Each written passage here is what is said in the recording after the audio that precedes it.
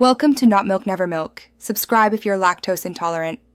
You start by checking your phone model and Android version, because methods vary by build.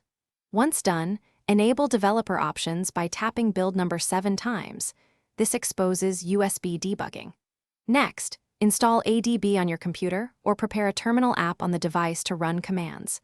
You need USB debugging enabled and a PC connection or root access on device.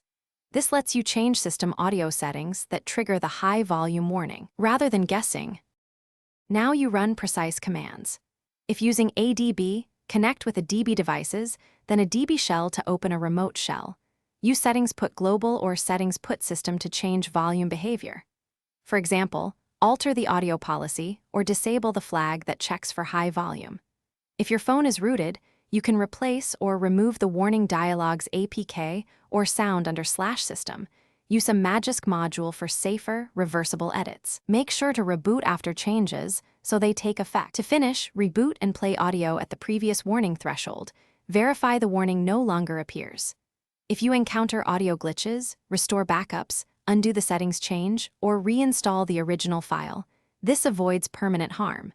If the warning persists, make sure the OEM hasn't enforced the policy at the firmware level, or check for Android updates that reapply the flag.